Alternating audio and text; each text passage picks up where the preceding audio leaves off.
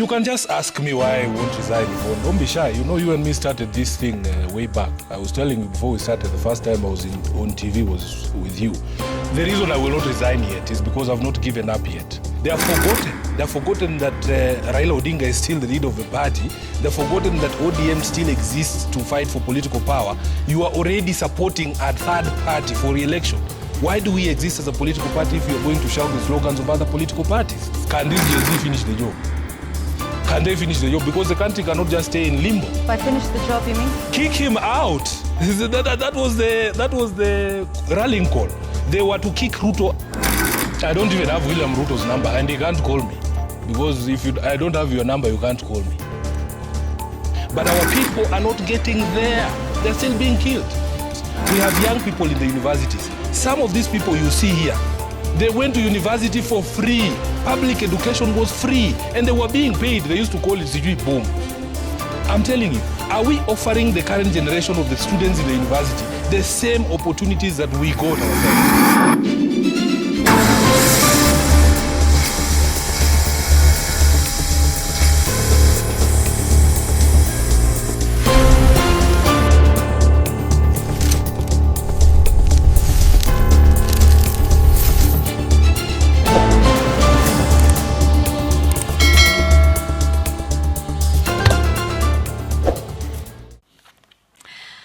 Well, we're here now with the first part of our conversation with Edwin Sifuna, Nairobi Senator and Secretary General of the Orange Democratic Movement, to speak on a wide range of issues. Thank you so much, Senator, for being with us tonight. Thank you for having me.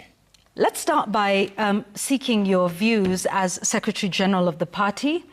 Your party leader said in a very recent interview on NTV on Sunday that he will support President William Ruto until 2027. Is that a party position? Yeah, unfortunately, the position of a party on coalitions is given by the party leader. So what he says is the position of a party. And for me, really, as SG of ODM, my worry is that if you stick with the current government until 2027, then you really don't have the time to be able to prepare the party for elections. So for instance, if we get to 2027 and we decide as a party that we also want to contest the presidency, because the stated position of the party is that we will have a presidential candidate in 27, then we have not left ourselves room to be able to prepare for that elections. Preparation for elections do take time. And then the worry would be that we would have lost that opportunity to be able to not only extricate ourselves from this very unpopular regime, but also to be able to explain to the people what we've been doing with Ruto all these years and why we are back to ask for the mandate of the people. So this is an ODM party position? That would be the ODM party position, yes. And that includes you as Secretary General? Yeah, that includes me. But as I've said publicly, the good thing with ODM is that we are allowed to file objections to the positions that are taken by the party. You are allowed to sound warnings, to sound alarms, and to say that in your view, the way you read the lay of the land, we need to be able to have sufficient time to explain to the people not only what we have been doing with Ruto, but what we intend to do for the country if we are to present a candidate in 2027.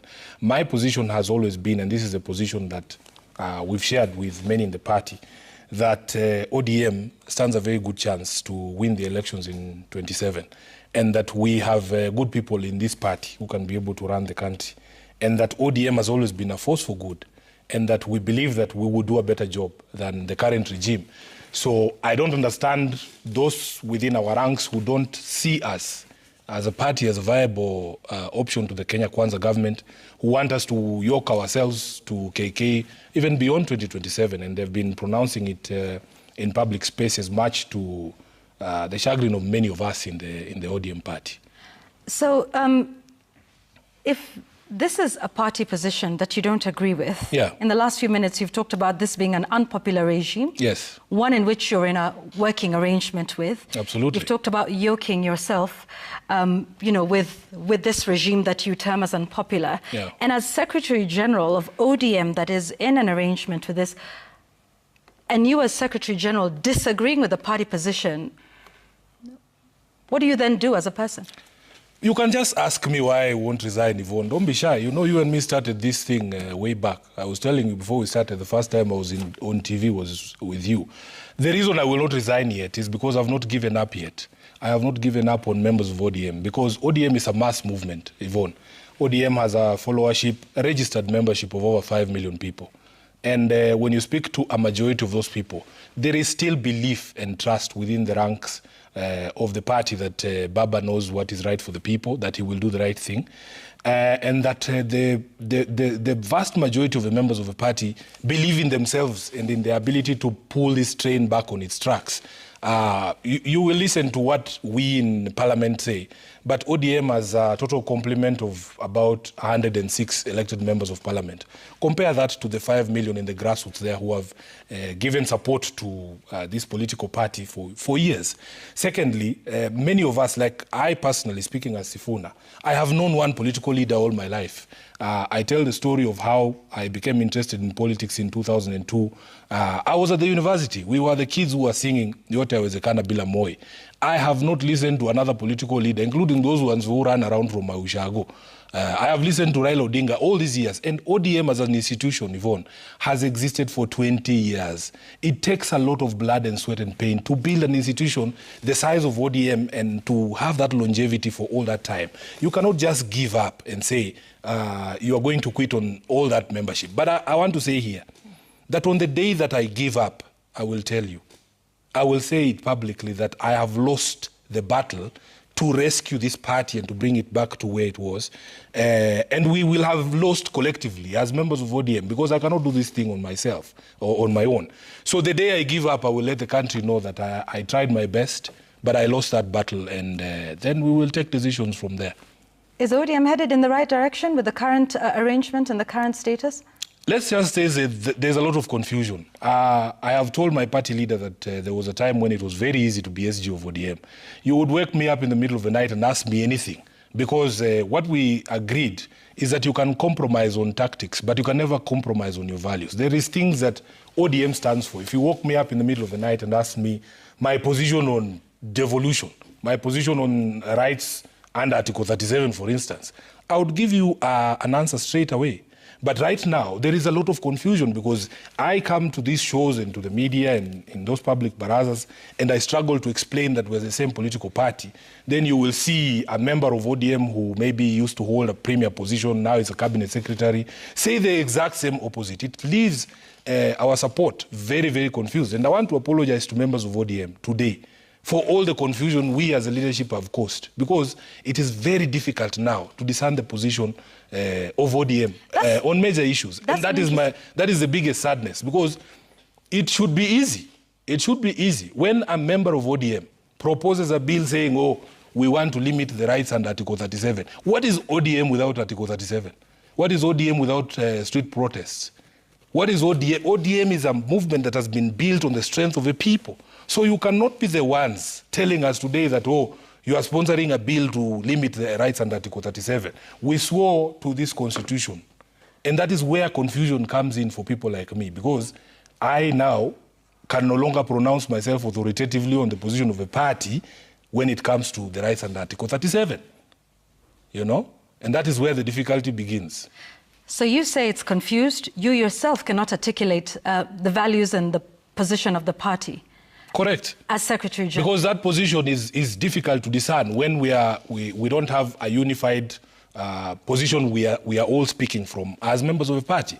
It is essentially the Wild West now. Everybody is just doing what they want. Somebody will wake up, they are elected on ODM, they say, oh, they are forgotten. They're forgotten that Raila Odinga is still the leader of the party. They're forgotten that ODM still exists to fight for political power. You are already supporting a third party for re-election. Why do we exist as a political party if you're going to shout the slogans of other political parties? So, Senator, if as Secretary General you feel this strongly about the party that you lead in position of Secretary General, in other democracies, Senator, you would resign. That's what I'm telling you. I have not given up. You still think there is hope? I also believe in my own power of persuasion, even within the party, to be able to pull the train back on its tracks. And I've told you, it will be very difficult for me to abandon all those 5 million people who believe that the leadership of the party will do what is right when the time comes. So until we cross that bridge, when we reach that bridge, I am a very forthright and open person. I will let the public know that I have done my best, but I've been unable to convince the party that the path that we have taken is not the right path. Well, let's speak about that power of persuasion, because structurally, as the Secretary General of a party, that role is a platform of advice and perhaps direction. Absolutely. Right? Upwards, downwards. Absolutely. Sometimes both ways. Have you lost that power of persuasion in the party when we see the party leader saying something different from you? The party chair says something different. You yourself are expressing shock and dismay at a proposal of a bill by one of your own members. So what kind of advice have you ever provided to the party leader? Let's speak particularly with regards to, this current... Decisions of ODM are made in a collegiate manner. Like, you will have a meeting, and in that meeting, of course, not everybody will see the things or everything from the same perspective. So I will give my perspective, and majority or more of the people that are present in that room will give a different perspective. That is not to mean that I have lost my power of persuasion, because there are fights that I have won in that political party. Because it doesn't seem like you're winning any battles lately, in your there party. Are not too many. Right. Lately, there are not too many. Like, I am on record having advised a party against doing this MOU with UDA. And they still went ahead. We still went ahead and entered that MOU. But you see, the beauty is that you're proven right every day. I warned that the problem with doing a formal MOU with UDA is that it didn't matter what the MOU said. The people from UDA, the government, William Ruto, is not interested in the details of the MOU. And that is why he gets upset when I remind him what the MOU said, you know. They wanted a document that they could then go and, run a PR campaign around and say, oh, tumeungana, we are together. That is not what this document says. This document does not establish a coalition agreement between ODM and UDA. But that's the impression they've been creating. They go out there and say, and I had warned that the PR disaster that was going to come from this was going to be something that was going to be very difficult to manage. Unfortunately, the foremost PR officer for the party is the SG. And that is where I'm saying there's difficulty that has come from this. Recently, we had another meeting, and there was a proposal to have a team to review the implementation of this MOU. I have asked respectfully that I be left out of that team because I have already declared this MOU dead. I have already done so publicly. So there is no point. I'm not a mortician. There's no point of me going to go through a document that I've already declared dead. And the reason I declared this MOU dead is because the initial argument for entering into this MOU was twofold. First of all, it was for the sustenance of life. For the sustenance of life, that we were losing people unnecessarily. That can we all agree that this is not something we need to continue doing? We need to stop killing our people. That was the first argument. The second argument was the sustenance of the democratic state. So Ruto is getting his end of the bargain because the democratic state is being sustained at least until 2027. But our people are not getting there. They're still being killed. So on the day that Albert Ojwang dies in a police cell, to me, this agreement is dead, because it doesn't matter what else you do, Albert will not be able to enjoy that. Okay. You know? Let me ask you this. Yeah. Have you told this to your party leader? I have. I have spoken with Baba. I have explained to him my frustrations, the difficulties of having to explain what we are doing with this rogue regime, the confusion that has come upon my mind, because this is not what I was taught. You know, me, I don't know how I can explain. Because I've told you I've only known one leader. I've only known one political party. I know what this party stands for. So every time there is things that are at odds with what I have been taught, have been conditioned to believe, then the confusion becomes too much for me. So I have expressed that. And what does he say in response? So there is many private conversations, the details of which that I cannot share. But for you and your viewers, just know that there is nothing that I can say publicly that I have not said privately to my party leader. And I have a lot of respect for him. He's molded me into the person that I am. And even today, he continues to listen to objections. By the way, it's not just Sifuna who objects to some of these things. Feedback comes from across the country, because Baba has the best possibly the best grassroots network in this country. And they are telling him from Mandera, from Tana River, from the coast, from Northeastern, they're saying this relationship is hurting our political party. All right. Let me ask you about that relationship for a moment. Holding a key office in ODM, which has been in this working arrangement with the Kenya Kwanza administration, have you ever been contacted by President William Ruto on any issue relating to this broad-based working arrangement? No. I don't even have William Ruto's number, and he can't call me. Because if I don't have your number, you can't call me. Let's speak a little bit more about him. At an event in Homa Bay, President Ruto, speaking in front of your party leader, expressed displeasure over your stance on the broad-based politics. And he said, as founding member of ODM, they would get together and sort of find a way to reprimand you. Tell us if anything has come of this threat.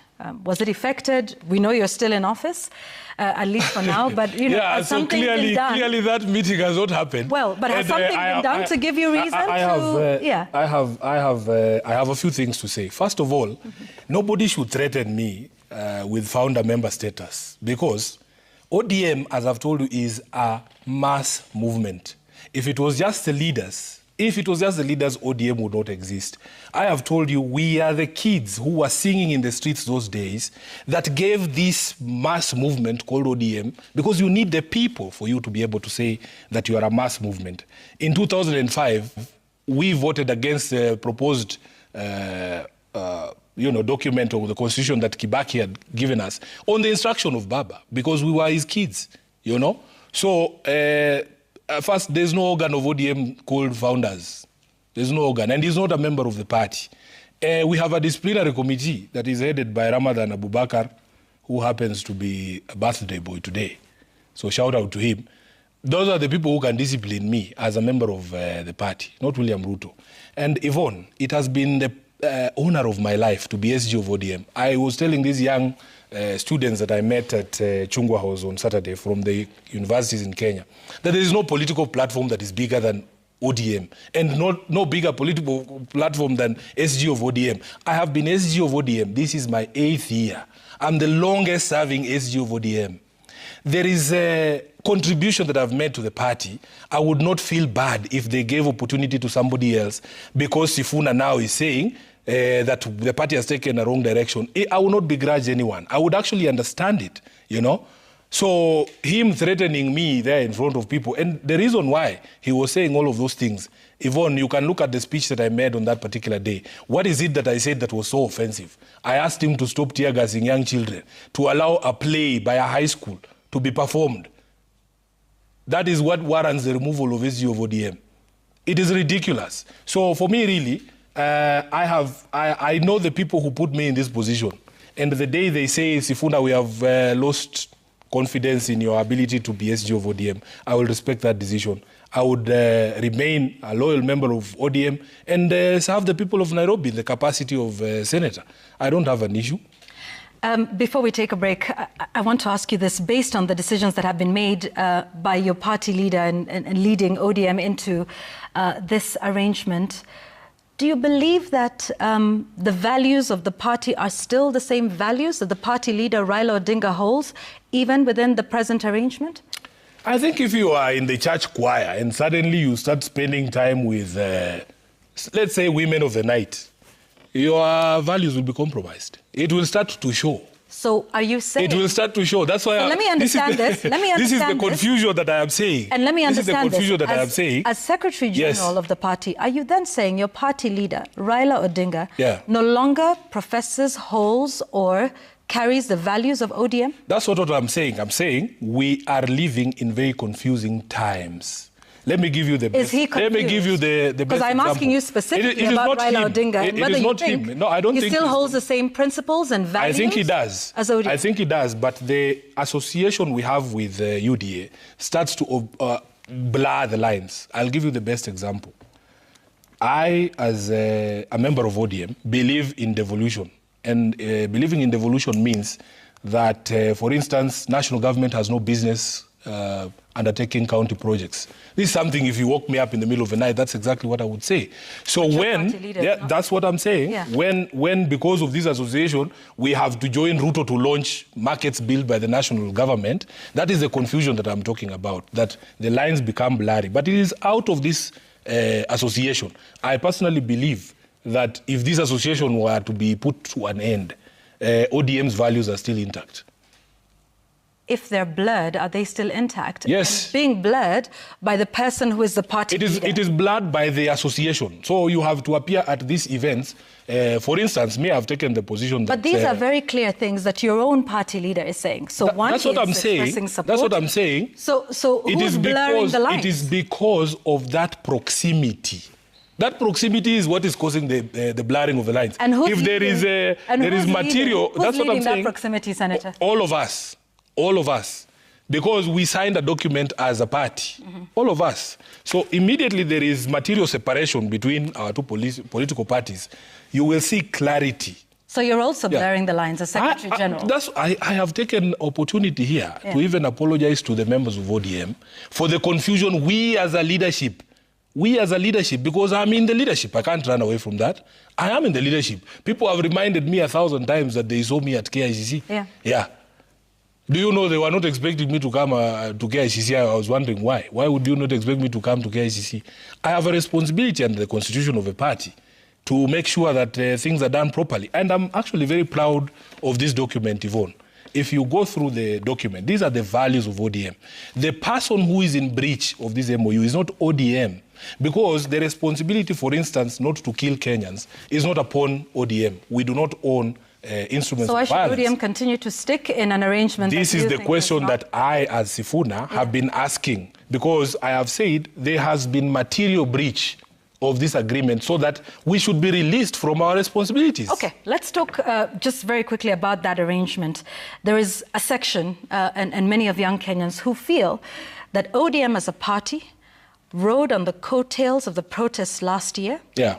That Raila Odinga, as party leader, took advantage of those protests and went in to make a deal that was personal for ODM, personal for Raila Odinga, to the detriment, and in some cases to the death, of those who are out on the streets. So my question to you is, do you take responsibility for the way people feel that ODM really rode on the backs of what was a legitimate protest for the calls for good governance, and rode that for personal benefit, rather than for the people? For me, that is the most unfortunate and unfair accusation. Because there is timelines, Yvonne. There is timelines. By the time these gentlemen, my former chair, my former deputy party leader, were joining government, the protests were over. And by the way, I want the young people to understand that the same force with which you went to remove the other cabinet secretaries, Wanda is no different from, who is it that was left out of cabinet? Give me a name. He is no different. If today you decided that you want to storm State House, Wanda cannot stop you. How? How does he stop you? So what we are saying is this. After the protest of June 24th, there was an impasse. And for me, I remember sitting, we were also very frustrated. We were saying, can this Gen Z finish the job? Can they finish the job? Because the country cannot just stay in limbo. By finish the job, you mean? Kick him out. That was the rallying call. They were to kick Ruto out. And yet, this is what I'm saying. And yet, after the protest, this is what I'm saying, Yvonne. ODM then goes into a working arrangement. I understand the criticism, but the accusation that we took advantage of anyone is unfair, because there was a period between the time June 24th of 2024, June 25th, and the time Kina Wandai and the others are joining cabinet. And by the way, Baba has been on record, including during that interview that you referred to, that he was against these individual members joining government because we had another idea. I remember on the day before, or was it after, or the day before they were announced, we released a statement saying these people have gone on their own. Because the idea was this, Yvonne, and I know you'll not believe me, I can see the way you're looking at me. The idea was that, but truth is truth. It doesn't change depending on whether you think Sifuna is lying or not. The truth is the truth. The idea at that particular moment in time was to have a conversation with William Ruto to have a transitional mechanism that would restore the country back to the people. That was the original idea. He called these people individually. And by the way, people have never asked themselves, what is the profile of the people who accepted those jobs? Tell us. You know them. No, you Yvonne, you know them. What is the profile? These are your own party members. No, what is their profile? In terms of the time that have been in public service, what is their profile? So what are you saying about them? That's what I'm saying. These people, there was no discussion between ODM and UDA to say, oh, who can you offer us? Who can you offer us? And Baba has said okay, I want us to go back to that because you're raising something there. The profile of these people, and let's be clear about who they are. They're not strangers. They are members of your party, and they continue to insist that they're members of ODM. The Cabinet Secretary in charge of Treasury, that's John Mbadi. The Cabinet Secretary in charge of Mining, that's Ali Hassan Joho. The Cabinet Secretary in charge of Energy, Opiyo Wandayi, who you've mentioned. Also the Cabinet Secretary in charge of Cooperatives. What are you saying about their profile? Yeah, what is their profile in terms of public service? People have been members of parliament for multiple terms. People have been cabinet secretaries before, way back when I was still in school. They have done 2 terms as governors. Are you getting what I'm saying? No, please tell me. Okay. Just consider the profile of the people who accepted to go there. So what are you their saying? State of mind. Are they fit? Some of them, it's not about being fit. What are you saying? In what frame of mind were they? So that they were able to very quickly and freely join this government. Well, we wouldn't know that, but you seem to know that. So do you want to Because the reason why I'm saying this, Yvonne, is because their profiles are public, you know? Their profiles are public. You will find people who have had stellar careers in public service. Many of them were at the tail end, if I can say, of their careers. And an opportunity such as that is a very good opportunity for them to take. So you would have to have discussions with them and just understand the thinking behind accepting those positions. But what I know is that the accusation that ODM took advantage is an unfair accusation. And even as we speak today, nothing stops any person in this country who is tired with this regime from going to kick out the regime that includes Wandayi and company. Let's take a break on that note. We have much more to discuss with you, Secretary General of the ODM party, including perhaps going into get an understanding of where we are with the implementation of that 10-point agenda that was signed in that broad-based arrangement. You don't call it a broad-based government, right? Correct. Okay, we will come and talk a lot more about that when we return. There we are. Taking a break. We're back. We want to update you with more stories and then get back with our conversation with Senator Edwin Sifuna, Secretary General of the ODM party. We'll be right back.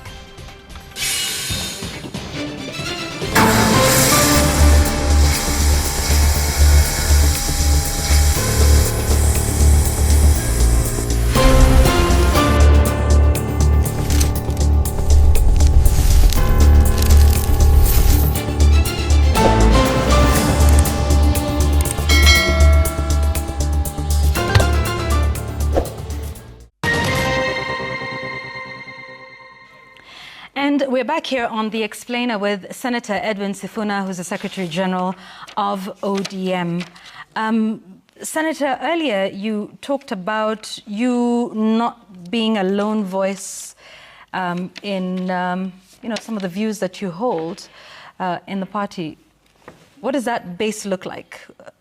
What are the others saying, and what's the general feeling? And how strong is that I'll base? tell you a story. At the advent of these conversations about our association with UDA, I visited a very respected member of the party, an old man from Kano.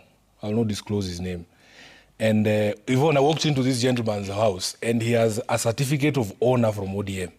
I had never seen it in all the time that I have been SG. I saw it for the first time in this gentleman's house. And we sat down and he told me that we have a responsibility, those of us who have been given leadership of the party, to speak out. Because in the previous election, if you speak to many members of ODM, they will tell you after the election was called for William Ruto, many people went into depression. Prior to that election, people did not want to speak when they were seeing things going wrong. And you'll be told, when you ask and say, hey, by the way, who's taking care of this? I say, oh, so-and-so is taking care of that. So and then you say, what is our plan? If this happens, you don't need to worry about this. And the silence of the good people within the party is what cost us the election. Because the bad people are louder than us. The bad people are louder than us, and they want to pretend like they are the ones who are in charge of everything in the party. Who are the bad people in the party? No, you know them. You know them. I don't. I'm not a member. Maybe the members of ODM know exactly who I'm talking about. Okay. And these people, they don't scare me. I will say, because of the pain we went through, Yvonne, I was being called by Kenyans. You know, this party has support across the world. I was being called by Kenyans from Auckland. People have been slaving in countries in Eastern Europe.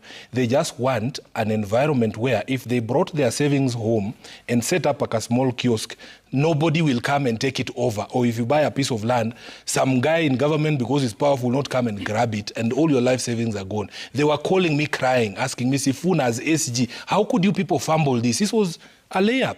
This was a straight-on election. How could you fumble it? The lesson I've learned from 2022 is that for as long as the good people, the people who mean well for this country, continue to be silent and to say, oh, maybe let us just leave, Yvonne knows what he's doing or what she's doing. I'm telling you, when it goes south, all of us, including people who never get the mic, including people, members who have supported ODM kwa hali na mali, but they will never be called to your show. We have a responsibility to speak for those people, you know? And who are some of those people then? I've given you the example of the gentleman from Nyando. I will not name him, but he knows himself. He's watching. He has a certificate of honor. That certificate is signed by Raila, not even by the Secretary General of the party. Very few people have that certificate. And he's the one telling me, please, don't be confused by this noise you are hearing from some of these leaders here at the top. Just listen to what the people, the supporters of the party are telling you, and please represent them. I have chairmen of counties. I will not mention them because people will start saying, oh. And they tell me, Sifuna, if it were not for the few of you at the national leadership who are saying we need to reconsider some of these associations because it is hurting us. Yvonne, we have by-elections coming up. We try and talk to candidates. For the first time, people are not scrambling for our ticket. For the first time, I've never experienced anything like this.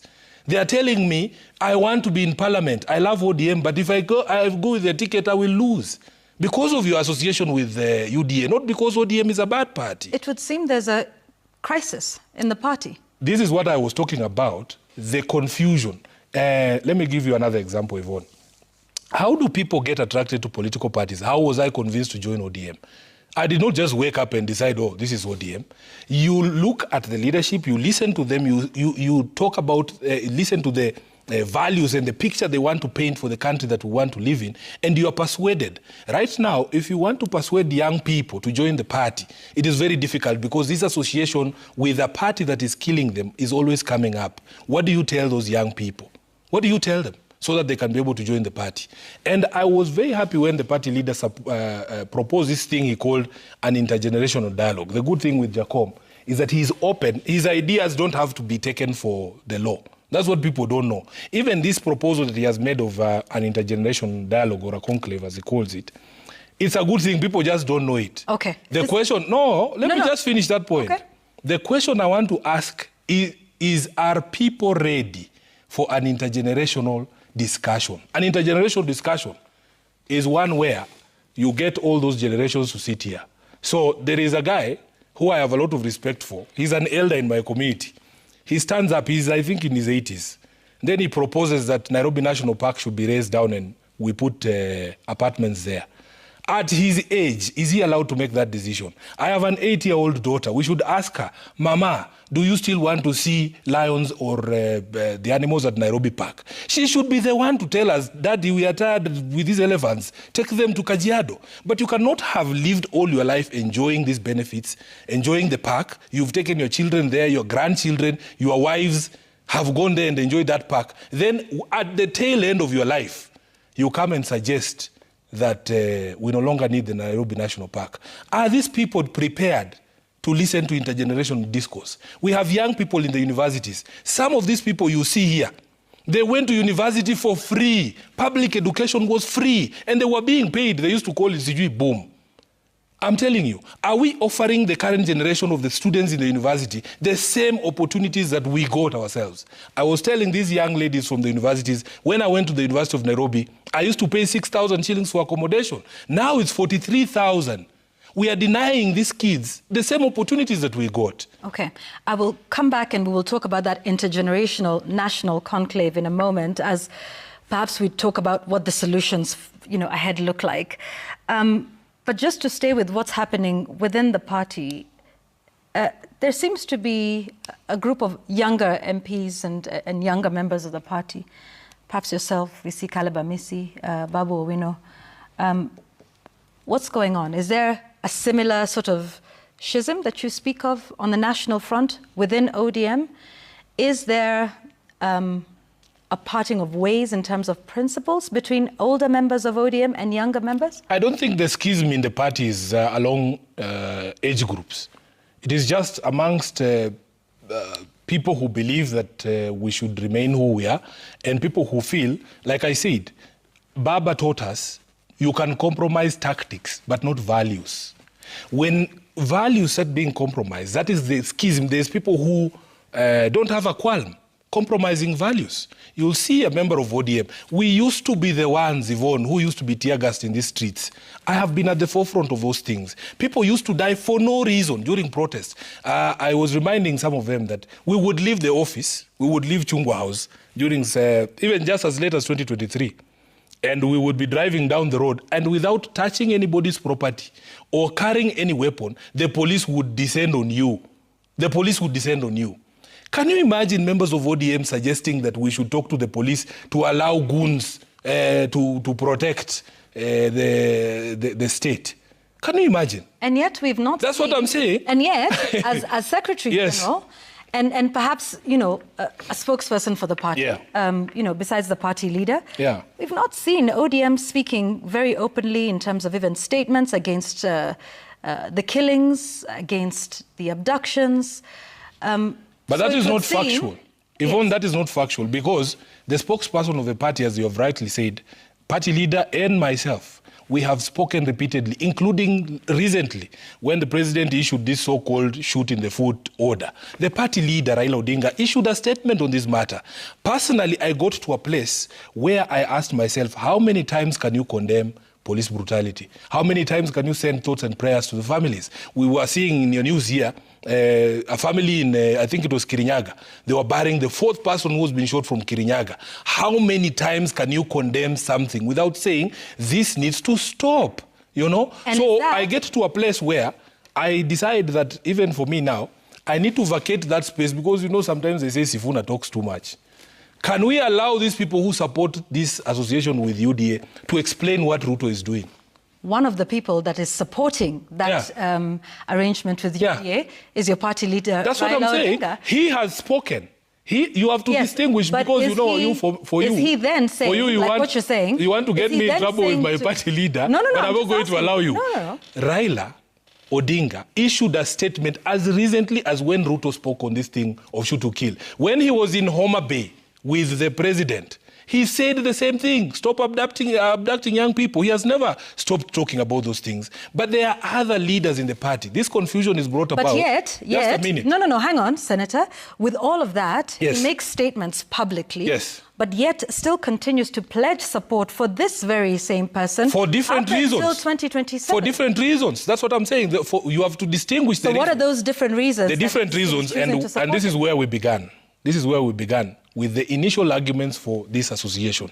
The sustenance of life and the sustenance of the democratic state. Now, if that's no longer let me explain.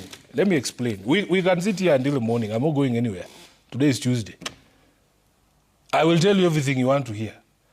Listen, we got to a place where there was a real danger of this country falling into an undemocratic state. When you see the army in the streets, people imagine that the things we see happening in Tanzania and in Uganda cannot happen in Kenya. We are not special, Yvonne. These things can happen to us. The things that happened in Tahrir Square, the things that happened in Sudan, those things can happen here. And we got to a point where we were seeing the deployment of the army in the streets. And when that state collapses, when the army takes over, the first thing they do is to suspend this document. We will not be here talking like the way we are talking here. We will dissolve all the institutions, including parliament, including the judiciary. Everybody goes home. There is a general in West Africa, I was seeing in the news yesterday. He has just abolished the constitution and extended his own term, and he's saying he will be president forever. It has happened next to in Uganda. Do we love our democracy enough to make compromises? I think that is a valid argument. What I am saying is, at some point, at some point a decision has to be made that the price we are paying for this association as a political party is too high, and that's the point that I am making. That's not to say there are no arguments for the association, you know. And me personally, I thought, honestly speaking, that Ruto having been through what he went through with Gen Z, would give opportunity for the implementation of this document. But there has been no commitment, no desire from his side to implement any of the articles here. None whatsoever. Yeah, and that is the reason I personally said this thing is dead. All right. You said there can be arguments for the association. Correct. What would those be? I have just made them. I have told you about the sustenance of a democratic state, that Baba believes we should have a constitutional opportunity to remove Ruto democratically. How do you get there? That is the conversation. How do you get there? Well, the reason I'm asking that is because you say there are arguments for that association. Those are the arguments. That's fine. Yes. But in the same breath, you say it is not working. Yeah, the sustenance of life.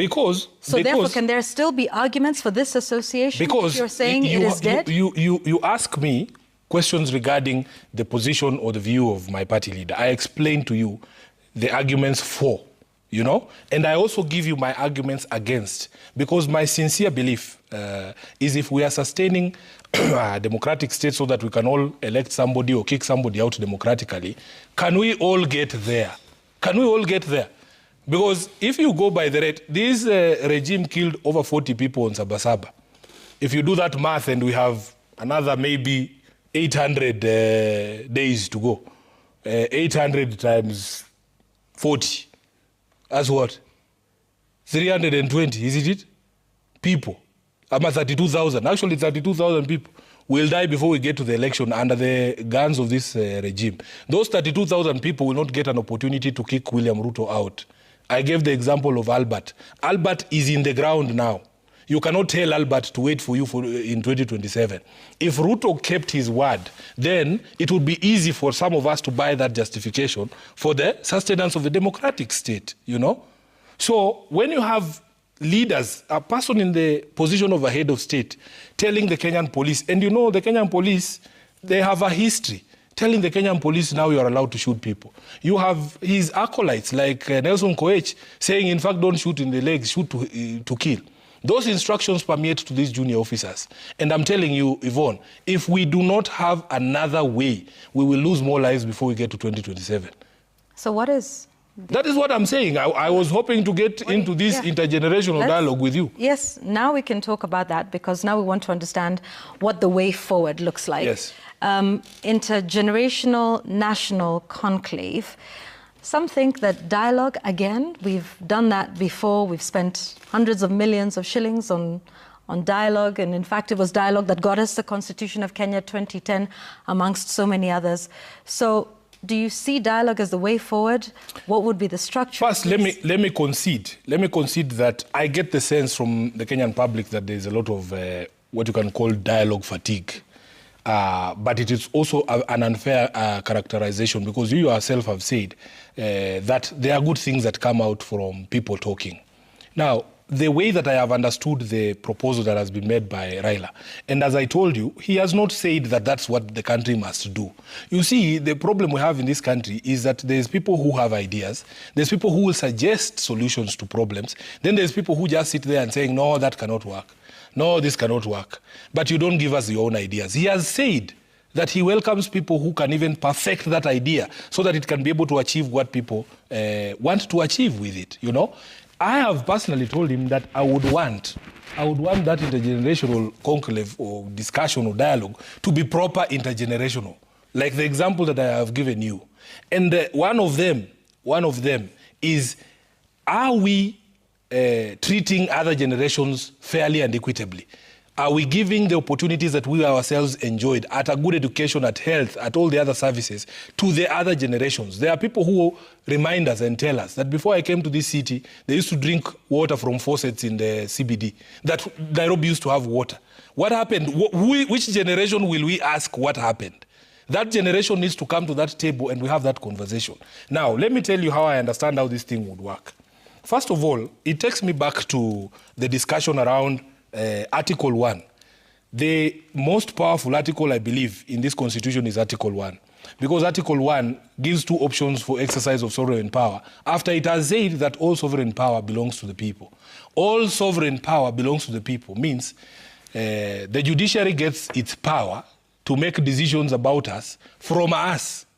The executive gets power from us. The legislature gets power from us. How is it possible? And the problem with this article is that that power, the right to exercise our sovereignty directly, is given to all of us. So there cannot be a section of you sitting somewhere and saying, we are exercising Article 1. So Baba is asking, how do you get all of us to talk? How? And it took me back to the early 2000s when we were asking ourselves, we know how to amend a constitution, but we don't know how to replace it. There is no mechanism for us to say, because the sovereign power is ours to give ourselves a new constitution, how do we go about it? Do you remember the conversations about, what was it called? There was a term that was used there about the constituent power of the people and having a constituent assembly that can then say we are removing this constitution from ourselves and we're giving ourselves this one. That is what we need for us to be able to have a conversation that will be binding on all of us. And if the people meeting at this conclave say, by the way, the power to the judiciary is ours, we are taking it back, so whatever decisions we make here will not be subject to the judicial interpretation or intervention. And then we say, Parliament, we are withdrawing our sovereignty. All of you guys go home. Executive, we are withdrawing our sovereignty. Go home. We want elections in the next 6 months. It's just people are limited by their own imagination. Because that article is the most powerful article here in terms of when it comes to the power of the people. How do we exercise it is what people have not figured out. So if somebody in the position of Raila makes a suggestion as to how people can exercise that right, you are free to criticize. You are free to offer an alternative way. You are free to better the suggestion because it is a conversation about all of us. All of us must do it or it cannot be done. And if the people decide they don't want if the people, dialogue? You cannot force them. You cannot force them. I famously was a member of the first NADCO team, if you remember. And I'm also a very impatient man. And I grow wary of talks that go nowhere. Because they've seen that. Correct. NADCO we went, I remember, but let me make my point then explain something. When people are in the sort of crisis that we are very impatient. We want results. We don't want to be taken round in circles. And I've said I get the sense that there is dialogue fatigue in the country. I was a member of the initial NADCO team. And when I realized that we were just going to Bomas to sit with Boni Khalwale there to drink tea, I thought that I could make better use of my time. And people who are more patient, like Kina Kalonzo, when they were brought on board, the NADCO conversation is not an entirely useless conversation. It is out of NADCO that we now have an IEBC that is not as bad as what we would have had because it is a product of bipartisanship. The initial panel that was chaired by Nelson Makanda had been assembled by Ruto exclusively. And I was on Citizen TV saying that if you have a body as important as IEBC, you cannot allow one player to be the one determining the referee. We have gotten this IEBC now out of that process. NADCO was not entirely useless. So when these people say, oh, you know, this talking does not produce anything, it is not true. You yourself have said this document, the Constitution, is a product of Kenyans sitting as a constituent assembly and talking. And so there's some that say, yes, there's talk fatigue. Talking got us a constitution and that what they want is action. Yes. Just implement the constitution, follow the law, because it's all there. In fact, that the constitution has the solutions to everything you're saying in terms of, you know, providing equal opportunities to all Kenyans, regardless of age and region. And so what do you say to those that say... This is what I say. That say, just implement the constitution. This is what I say. Follow the law. This is what I say. There's nothing to discuss. This book here is just a book. It's just writings on paper, if you lay it down like this. The way you breathe life into constitutional rights is to exercise them and to defend them. They say that the price of democracy or freedom is eternal vigilance. You must wake up every day to validate these rights. If you just leave this piece of literature there, it's just another book. So those who say, oh, we just implement the constitution, if it is not being implemented, what do you do?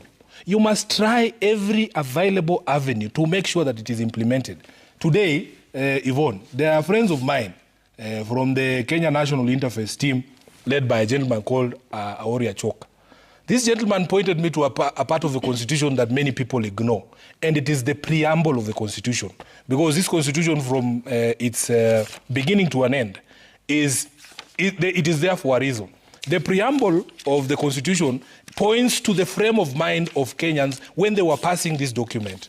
And the most critical one, this is where when people talk about, we need just to implement, First, you need a government that understands why Kenyans gave themselves this Constitution. I want to read to you this preamble as to why we chose this document. It says, recognizing the aspirations of all Kenyans for a government based on essential values of human rights, equality, freedom, democracy, social justice, and the rule of law. The only government we wanted was not the one that is coming to build us highways and stadiums and markets. It was one that was coming to build a government based on essential values of human rights, equality, freedom, democracy. In 2027, if we get there, you have an opportunity to revisit our aspirations as a nation, to build a government that respects human rights. Let nobody tell us about shiny things like stadia and Sijui roads and what.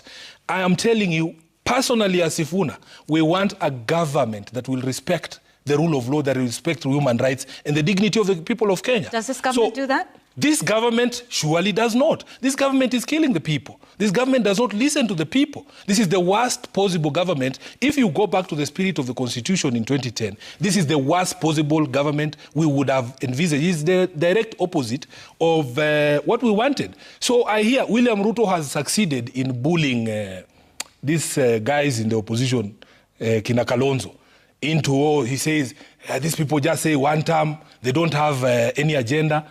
I want William Ruto to know that his removal from office is a national priority agenda. It is the only agenda. Because his government is totally opposed to everything that this Constitution stands for. And I want these people to be bold. Don't be bullied. You don't have to, he wants to push you into a corner where you're discussing markets. Tell Albert Ojwang about markets and roads. In my ranking, removing Ruto is top. It's even higher than getting a second terminal at JKIA or dualing Malaba to Mombasa. And how would we do that? That's what I'm saying. Yeah. That's what I'm saying. Let's talk about that, because there's those calls for one term. Yeah. The president, on the other hand, calls those calls unconstitutional. They are not unconstitutional. So, these terms are granted by the public. I've told you we are the sovereign. Yeah. If we decide to give you one term, we will give you a term. If we decide to give you half a term, we impeach you. I mean, it is in the Constitution. And you can also resign midway from public pressure. We have seen it happen. We have seen it happen that governments have collapsed under the weight of the pressure of the people. Because once people have rejected you, they have rejected you. It is a constitutional way to remove somebody midterm. Yeah. And one of those would be impeachment, as you said. Correct. Do you think Parliament is sufficiently independent to do that, if that is what the people would ask them to do? And you sit in the Senate, which would be a very important player in this. Personally, if he was sent to the Senate, I would impeach him without blinking. The way the other one who was sent to us was impeached. You once said that if President Ruto is re-elected, you will find another country to go to. Is this still your position? First of all, you are a media practitioner. Don't share things you've seen on social media. In my position as SG and Senator of Nairobi, everything I say, everything, there is a clip. It's on video. It's like these things I've said here today, I cannot deny them because I have said them on TV. If you show me a video of me saying that, because I've seen that thing circulating in social media, and I'm waiting for any Kenyan who has that video to show me. So you wouldn't leave? I will never flee my own country. We will die here. We're not running away. It is our responsibility to fix this country. And I'm telling you, we must play our part. We must play our part in fixing this country and revert it back to what people envisaged it to be when they were passing this constitution. This document did not come easily. We are the generation who were born under Moi Yvonne. I lived my entire life under a dictatorship. The first time I got the opportunity to vote, I went to vote Kanu out. I am not going back to that life, where you're sitting with your father and he has a Land Rover and he runs into the sugarcane farm to hide. And he has done nothing, because those guys, you would explain when you are in committee. You explain when you're already there. So you would rather just hide. We are not going back there. Where are we now, do you think, with the state of civil liberties, Article 37 of the Constitution, which is one of the key points of the 10-point agenda? There is an impression by some, perhaps, that Kenya is worse off on the civil liberties front. After the signing of the broad-based arrangement, what's your assessment of where we are now? Because all of those things that were promised have obviously not been implemented. So where are we now? What is your assessment? It is also an unfair accusation saying that things have gotten worse since the signing of this MOU. This MOU was signed in March. Was it March? Just let me confirm. Yeah, it was February of this year. Yvonne, I was in the streets in 2023. William Ruto killed people in 2023. We lost over 70 protesters in that protest in 2023. There were kidnappings, there were disappearances, there were abductions prior to the signing of this document. This document was supposed to put an end to it. That was our expectation, that we would put an end to some of these egregious violations of the Constitution. I've seen the President of the Law Society of Kenya on your news bulletin decrying the use of this terrorism law. Ask members of ODM. We were charged under terrorism law. TJ Kajwang, the member of parliament for Ruaraka, was charged with treason. So these things, we have seen them. Uhuru Kenyatta, when he was president, they passed a law to amend the security laws. You were there, and they were passed forcibly in parliament. We have been charged with all sorts of ridiculous things. Ask Babu Owino how many things he has been charged with. And they used to use this thing. It was just open abuse of process. They used to use this thing of Kamata Friday. All our leaders, Kida Florence Mutua, they spend time in Pangani. And then they used to come with this application, which they are still doing now, for pre-trial detention, saying, oh, we have arrested Sifuna, we need 21 days. Knowing very well they will not charge you with anything. It is a collapse of even the office of the DPP, because if you look at the Constitution, the office of the DPP was supposed to be a filter. A filter that it is a layer of protection for the citizen, that if they don't, the police don't satisfy the DPP, that they can actually get a conviction from the charges and the evidence, he will not prosecute you. But these days, the DPP is just a conveyor belt for these charge sheets that are written in police stations. So today they'll write a charge sheet saying Sifuna is being charged with terrorism. And the judiciary, which is supposed to be the vanguard of the people, they know, all these judges know the games that are being played by the state, you know? They know the games that are being played by the state. I remember when they were deporting Miguna, there is a judge in Kajiado who, when Miguna was presented before them, I think it was a magistrate, he said, but I am aware the High Court in Nairobi is waiting for Miguna. Can you take him there? That is the sort of judiciary we expect, because that's the last, if the judiciary collapses, then we're all done, you know? The judiciary collapses, we're all done. So when I hear the CJ, who I have criticized repeatedly, first for going to drink tea at State House, because he has refused to keep the separation of powers, then recently by saying, oh, people who attack the judiciary or ban buildings are terrorists. She's the originator of all these problems. She knows there's a crime called arson. She went to school. She knows there's a crime called arson. If somebody burns down your house, you charge them with arson. Terrorism is a totally different issue, you know? So we are in a bad place. We are in a very bad place as a country. And moving forward, do you think any of the others who are presenting themselves for possible leadership in the country as we go forward, because it's very clear we're in a pre-campaign, if not, full campaign season, they've organized themselves under the United One Kenya opposition. I'd like us to maybe talk about each of them. So there's Dr. Fred Matiang'i, who has expressed interest in the top seat in the country. What do you think of him as a solution going forward? First of all, as a leader of a political party, I am inclined to think of myself first. I must think of ODM first. ODM has not run out of leaders. ODM has not run out of ability to produce presidential candidates. So why are you sending me there? You should have started with my own political party. Let's go. But I will tell you this. We'll get to ODM. We will get to ODM. My view about 2027 is that there will be no room for sentiment. The project of removing William Ruto does not allow for sentiment. we will not work with angels. There are no angels. Even Sifuna is not an angel. I have my faults. I have my faults. I'm not a perfect human being. But the national priority project of removing William Ruto does not allow for sentiment. So, Dr. Fred Matiang'i has his faults. And, you know, that's why I said, I referred you to this preamble. We must all agree that we are going back to a government that respects the rule of law, human dignity, democratic governance, all of those. And I am happy that everybody who has declared to be president is being examined on their record. Is being examined on their record and their history. And this is the thing that we missed out in 2022. Because they say a leopard never changes its spots. Your history is who you are. If you are died in the wool canoe hawk from the 90s, you know, Yvonne, when we were kids, when multi-party was coming, I was about 10 years in 92. They used to tell us that if you flash the two-finger salute, they will cut one finger. Who are those people who are telling us those things? These kind of youth wingers here who are in power now. From that time. So, examine the history of everyone. Fred Matiang'i has his faults. But if he's going to help us remove William Ruto, so be it. So be it. Former Deputy President Gachagua? He is impeached. He cannot run.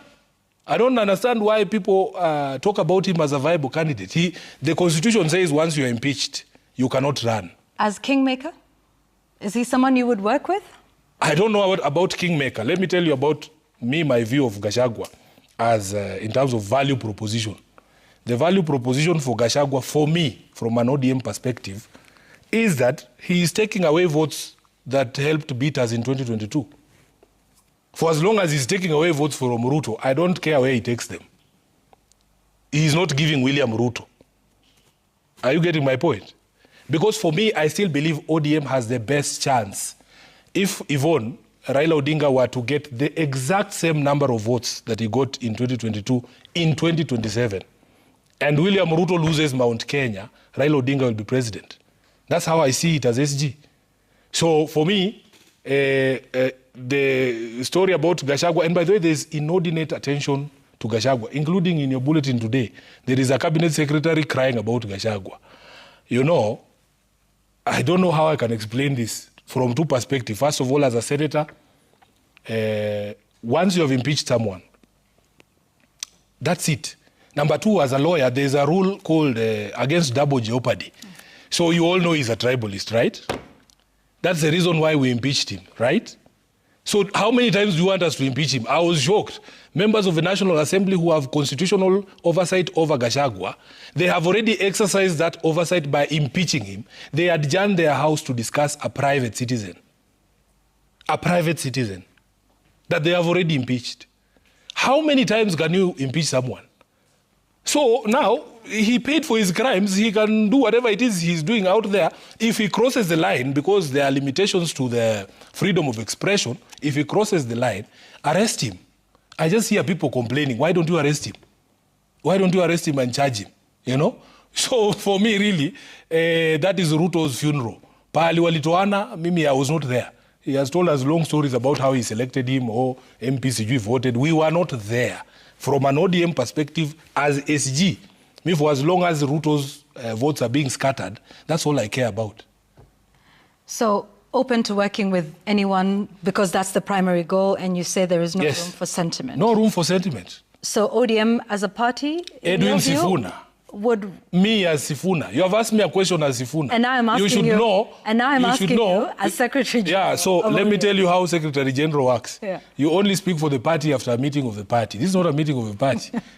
After we have a resolution of the party, I will read the resolutions. But I'm telling you, me, I see the opportunity as a leader in the party. Yeah, I see the opportunity for my party. If you run anyone in the leadership of ODM, they will win this election. Before I get to viewer questions, by the way, the hashtag is The Explainer at Citizen TV Kenya. Where are we? There we are. And at Yvonne Okwara. I want to ask you this. Do you believe that Raila Odinga is still the man that will lead the party? Because you've talked about values not being the same. You've talked about the direction being different. You've talked about blurred lines. You've said a lot about what's happening with the party.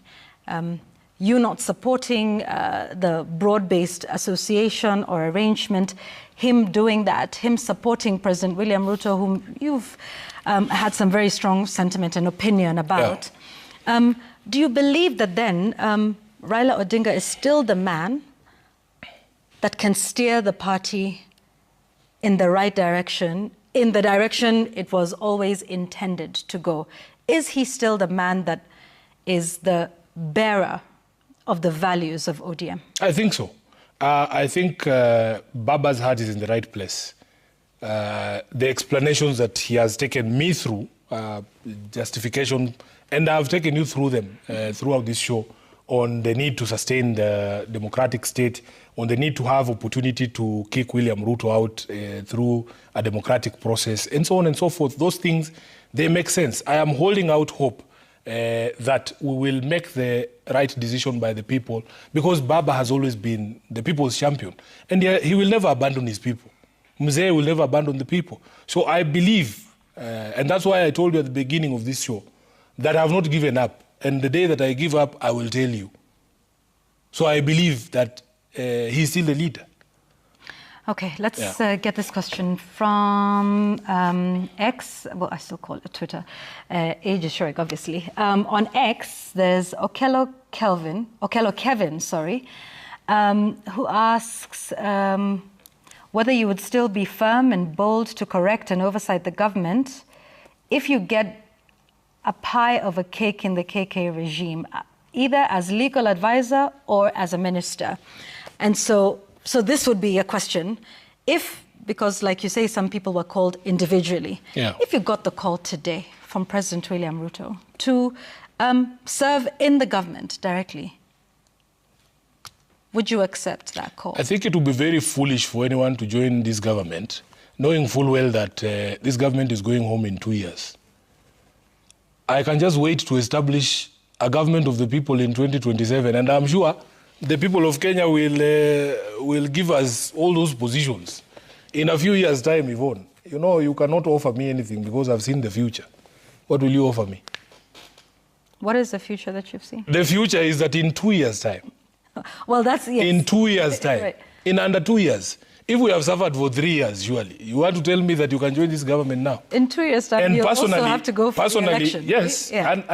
Your term will come to an end as senator. Correct. Yeah. My time will come to an end as senator because I believe it is the people of Nairobi, it is their preserve to decide whether I'll get re-election or not. Yeah. I am trying to do my job in the Senate every day to be able to make a convincing argument that I should be given a second term as a senator.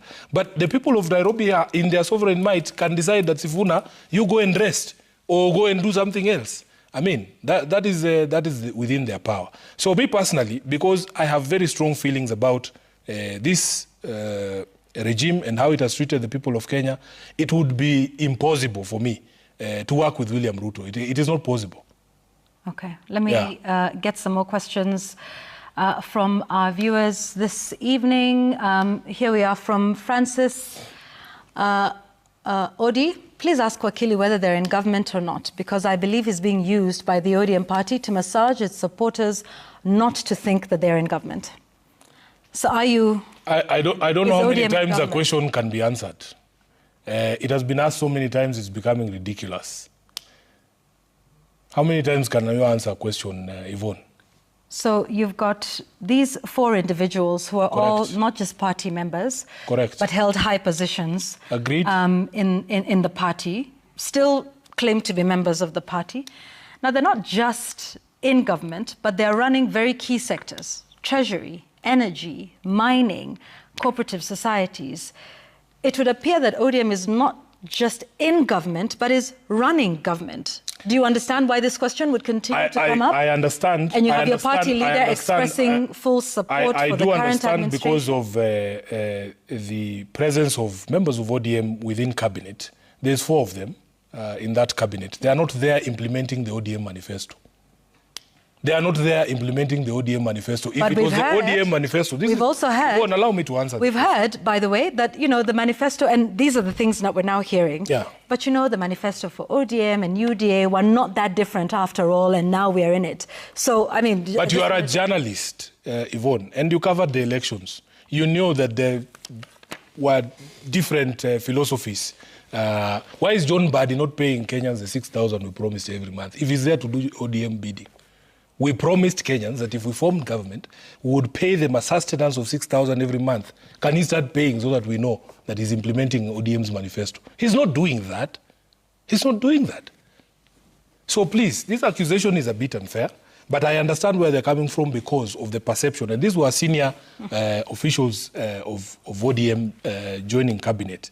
The only thing that would make you a governing party is if there was a formal coalition agreement between the two political parties, which there isn't, even as we speak today.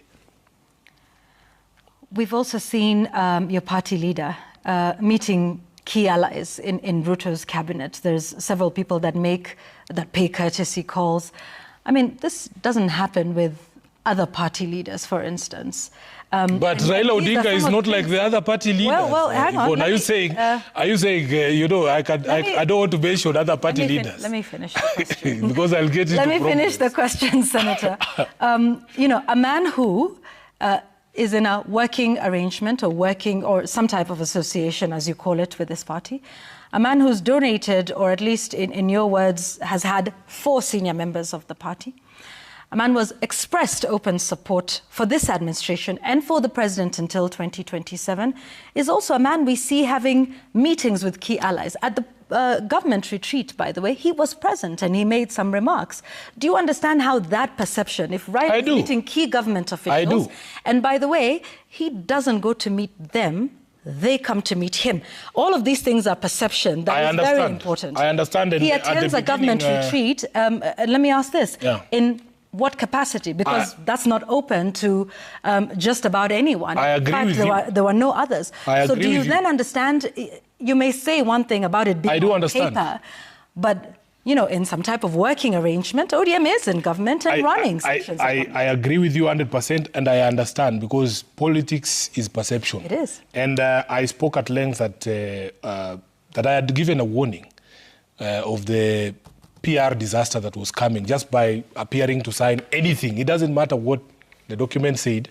You are seen there, then people go on sunroofs and start shouting, oh, tuko pamoja, wangapi wanasema tutembee pamoja, because Kenyans will not pay attention to the document. So I agree with you. In terms of perception, it is very difficult for us to explain those things. But I've asked you a simple question. We promised Kenyans certain things. Why are those things not happening if we are in government? But it would seem... because it is not our manifesto. That is fine, but you are now implementing... Just a minute. You are now implementing the manifesto of another administration. Agreed. Against whom you ran in 2022. This is the point I wanted to make. Everybody who joined government joined the Kenya Kwanza government. I've said this publicly 100 times. They are there to serve Ruto as a president. I cannot, as SG of ODM, call Badi and tell him, oh, by the way, you need to release that money to Kenyans. He can't do it because it is not Nini. So in mature democracies, when you sit down and do coalition agreements, like, say, what the DA did with the ANC in South Africa, there are concessions that are made on certain policy positions. And you say, for us, we would want you to implement this half of our manifesto, these key issues in our manifesto. That conversation has not happened because we are not in government with them. Umenielewa? Watu walikuwa wanatafuta kazi. And I have asked you so many times, Yvonne, to consider the profile of those people. Where were they in life? At what stage? You're not being clear about it, which is why, yeah. Because I know you're a smart person. No. Well, I have known you many years. I know you know exactly what I'm saying. Where were they in life before they took office? No, at the point of those appointments, when that call came. Tell me where they were in life. I wouldn't know. They are public figures. You know where they were. I do not want to make any assumptions or interpretations of what you're saying if you're not going to say it yourself. Okay. Let's take some Fair more enough. questions, from our viewers. G.E. Okumu says, Sifuna claims that the ODM individuals joined government on their own. His party leader keeps claiming that ODM sent experts to government. How then did they, on the one hand, join government on their own, while on the other hand being sent by the party as experts? Well, Baba himself has told that story multiple times.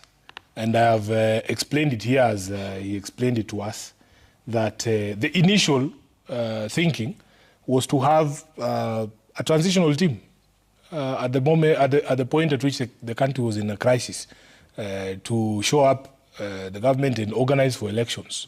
But then these individuals were approached individually by the president. And he's the president. He can call people to his cabinet. And they accepted.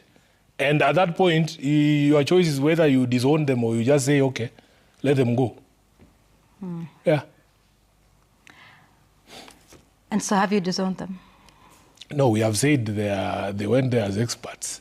They are still our people. You saw John Badi crying, saying he's still a member of ODM.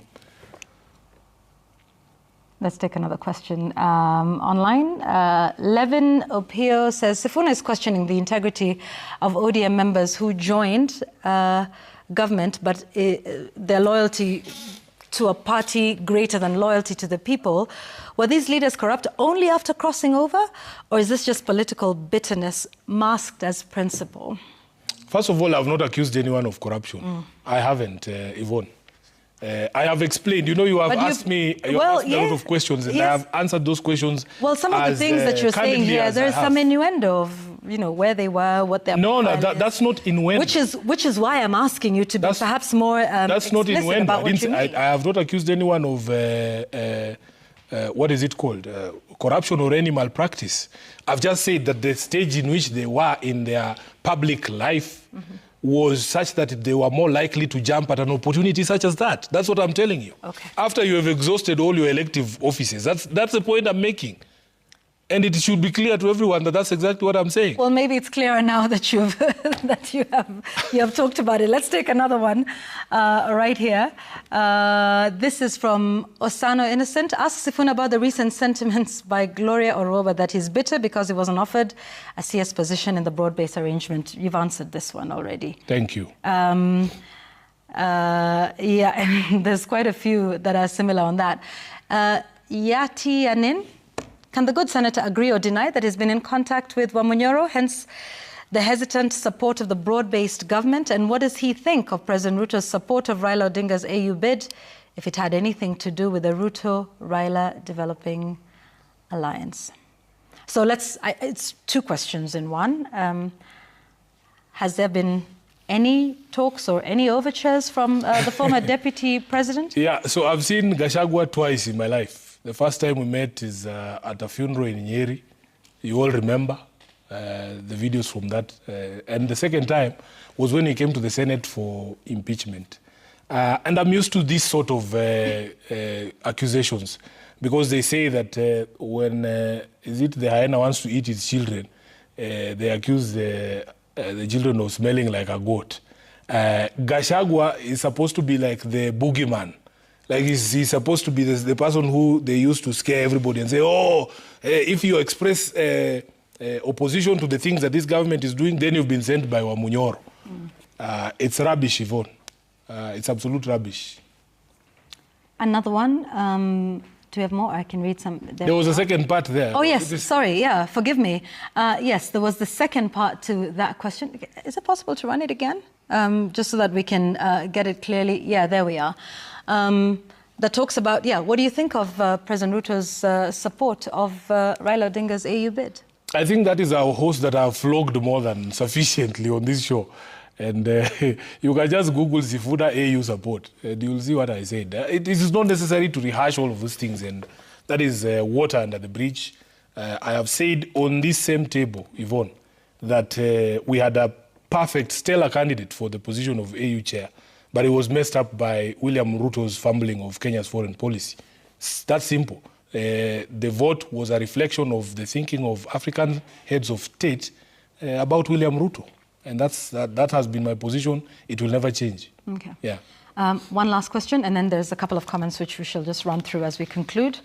This is from Sitati George. Edwin Sifuna's assertion that Odinga's ethos remains untouched is political theatre at its most cynical.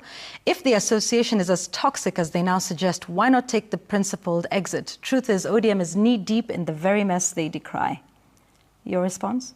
There is no question there. Is there a question? No, but your response to that statement? I have said everything that there needs to say. Haven't I admitted that in my estimation, the association or the proximity with UDA is hurting us? I've already said it. I've already said it. I am not here for theatre, Yvonne. I am not here for theatre. I am here to share my view of or the lay of the land as I see it. Okay. Not everybody will agree with how I perceive things or how I view things. Not even everybody agrees that I should say these things. But I've shared my experience with you from 2022. When we were all being told, oh, everything is okay, just keep quiet. So-and-so is in charge. He knows what he's doing. He's the one running this show. And then when things go wrong, we are all there left depressed. Do you know, Yvonne, I had been elected for the first time in 2022 as a senator. But because I was SG of ODM and my party leader had lost the election, I never got opportunity to celebrate. I never got opportunity to celebrate. I was locked up in my house for almost 3 months. I didn't want to talk to anyone. I didn't want anyone to call me because I had no answers for the people. I don't want to go through that again. Let's take the final round of comments and then we close. So Samuel Oworth says, today might be the last time we see SG Sifuna on TV in that position. You can't challenge Baba and expect to survive politically. If Baba has spoken, that's final. Sifuna is trying to compete with Baba is political suicide. Do you want to say something before I go to the next? Yeah, well, I am not here to compete with my boss or my leader and my mentor. And I have said publicly on this very table again that ODM has a lot of talent. It's not only Sifuna who can do the job of SG of ODM. Okay. And this position is not mine forever. You know? I have said it. It has been the honor of my life to serve in this position. There are thousands of members of ODM, young people, who can do this job. Even when I was appointed 8 years ago, I was 35 years old. We can find another 35-year-old who maybe can articulate the positions clearer than I do, you know? So the issue is not about positions. The issue is about the country. The issue is about the country. I would be very happy to live in a country, even when I was not SG or senator. But I live in a country that is free, that observes the rule of law, that people obey court orders, that people don't shoot people like chicken in the streets. I would be very okay taking care of my daughter. Okay. Yeah. There was one here. Before we go to those, just hold on that one for a moment. There's one here from Cosmas Otieno, who asks, Sifuna, if you're asked to step aside as Secretary General of ODM, would you do it? I would. I would, because even when I became SG of ODM, I was asked, Sifuna, if we gave you this position, would you be able to do it? And I would say yes. If that same person calls me today and says, Sifuna, I have lost confidence in your ability to do this job, this position is not mine. I would relinquish it, Yvonne, without blinking. I would do it. Next question. Let's take that. Oh, it's a comment, yeah. Babu Michael says, I'm a staunch member of ODM and only voted for Raila Odinga as president in a general election. The truth is, just as Edwin Sifuna says it, I have never been confused and dishonest with myself than this time round based on what ODM stood for. I want to take another one. I think speaking to that confusion, Octo Kama.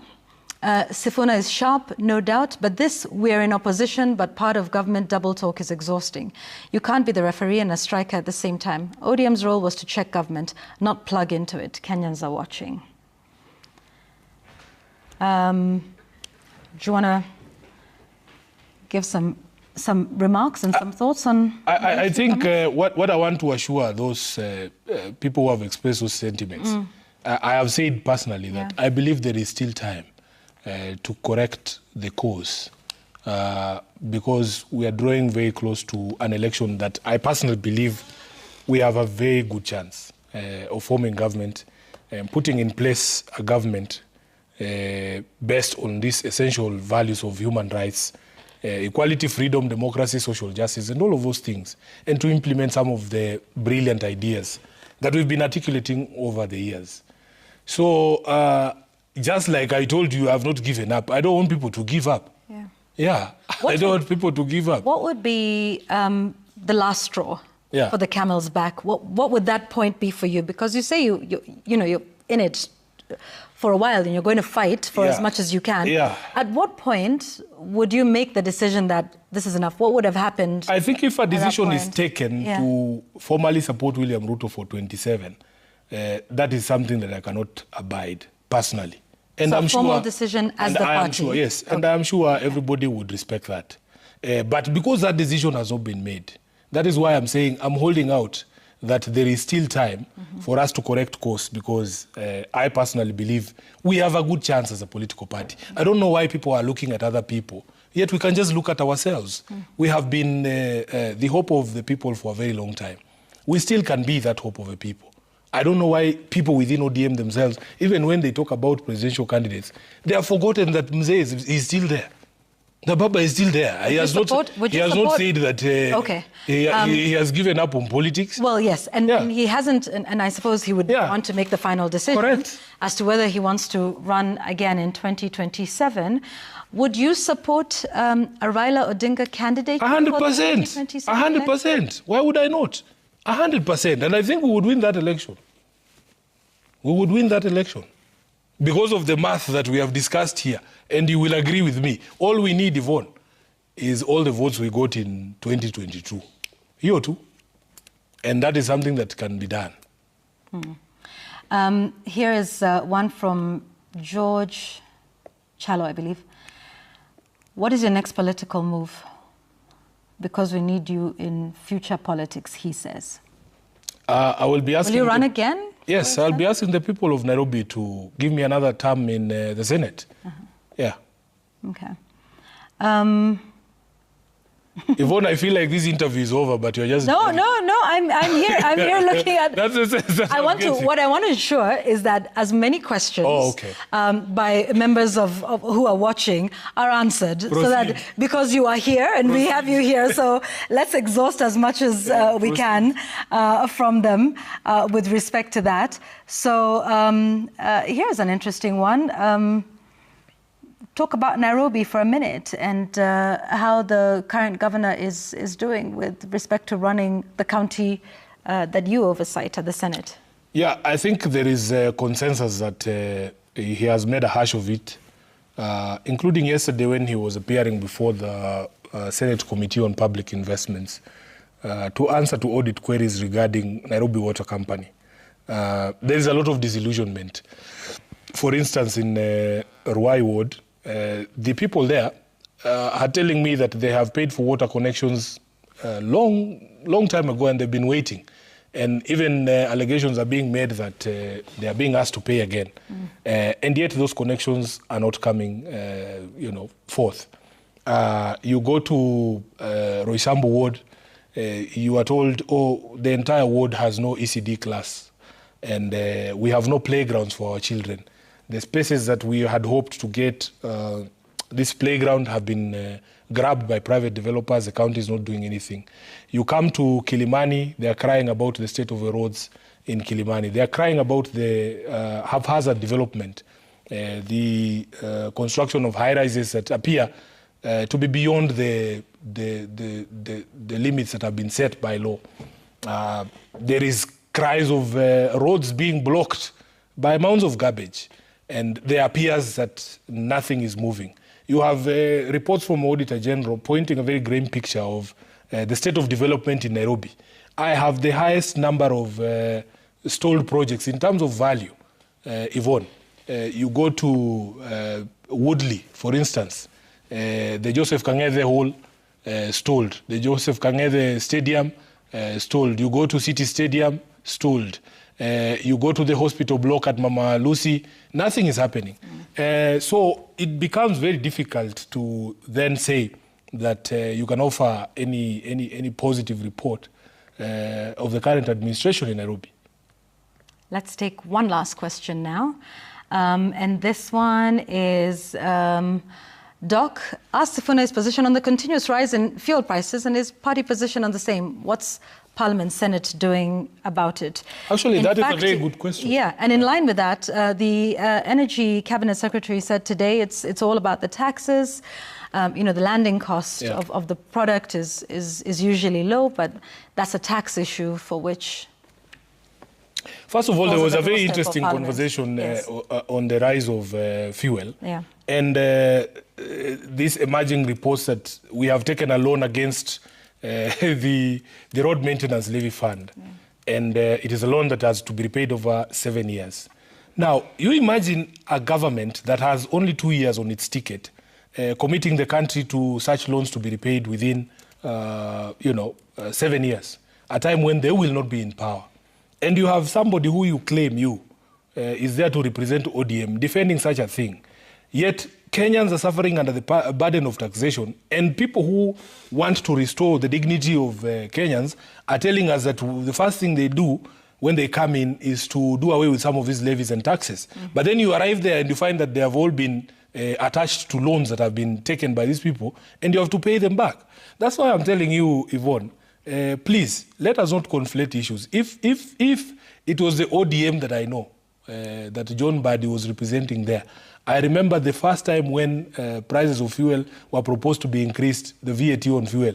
It was members of ODM very vehemently opposing some of those things. That is the confusion that I'm talking about. Yeah. Even in the energy sector, we are the party that has advocated for a move to 100% clean energy. Then you have the Cabinet Secretary of Energy, who's supposed to be implementing ODM manifesto, standing up and saying he's going to revive the Moroni gas turbine, which is the most expensive source of electricity in this country, diesel-powered generators. That is not ODM. That is not who we are. That's why I'm telling you these people are not there to do ODM's work. We are the party of transparency. When Opiyo Andai appears before our energy committee and we're telling him, first of all, nobody has a problem with PPPs. All we are saying is that they should be executed in a transparent manner. If we are the party that has been saying we need equity in the country, Yvonne, you have a PPP proposal that comes and tells you that they want to do the national grid. They want to do the national grid, but phase one is shoring up support around Nairobi. When there's 3/4 of a country that is not on the grid, if I receive a PPP proposal and the person is telling me the first thing I'm going to do, phase one, Sifuna, is to take power to Mandera, I will accept. But you can't tell me you are going to show up support in Nairobi. If you look at the spirit of this constitution, even why we have the equalization fund, we needed to bring these marginalized areas to the level of services enjoyed by the rest of us. Even if we are having blackouts 2 days, those people are not on the grid. Can they first be on the grid? Then we all agree that we will be receiving electricity once or twice a week. That is who we are. When you tell me that you want to do a new terminal at the airport and a new runway at the airport, but when I ask you to show me your project proposal, the first phase is not building a new runway. It is going to manage services at the existing facility. You are lying to us. You are lying to us. So these guys, they will come and if you've defended all these things that you used to say should not be happening, then this is the confusion that arises. Yeah. All right. Close in a minute. Yeah, so first I want to thank you for this opportunity to have a conversation. I've been away from TV for some time, so I guess I had things to say. And I want Kenyans to understand that the only way to fix our country is to continue to speak about the things that we think are not going right. Political parties are the institutions through which we express our sovereignty. ODM, by the way, I forgot to tell you, is a publicly funded political party. Your taxes also go to support ODM. Although we are not given the amount of money that is due to us, the debt that is owed by Treasury to ODM is now 11 billion. Yet, you are telling me my member is the member of the CS for Treasury. If he was there to do ODM's bidding, he would have paid our money, that 11 billion. He would have paid us so that we are able to do the programs that he left us doing. But he hasn't, because he's a Kenya Kwanza. He's a Kenya Kwanza CS. You know? So, as a country, we have a responsibility to save these institutions. ODM is celebrating 20 years now. This is an institution that you cannot allow to fail, surely. You have invested so much money in this institution. Yeah? So even if Sifuna is the bad one, please, as members of the public who have invested in this political party, as members of ODM who have paid with life, blood and sweat, save this institution. Save this institution so that for posterity, we can use it in future, and future generations can also use it to run government and establish a government that responds to this dream that I have read to you here in the Constitution. All right, we'll leave it at that. Thank you so much for making time for us on The Explainer tonight. Senator for Nairobi, Edwin Sifuna, and Secretary General of ODM, saying it like he sees it on the state of the nation, the rule of law and democracy in the country. Let's take a break. There's lots more of your feedback as well. Oh, by the way, there's an invitation here to a party. Honorable Sifuna, you're welcome to the Green Thinking Action Party. What is that? You know, people also need to be serious. We have room for progressive people. People also need to be serious. It's Dr. Isaac Green Kalua. But yes, you are... No, I reject that invitation. Oh. Let me tell you, okay. Yvonne, can I say something? Yes. I don't have to be SG, but I will be happy to be a small fish in a big pond, rather than going to be a big fish in some small pond somewhere. No. Let's leave it at that. Thank you so much for being here. Let's take a break. We'll be back.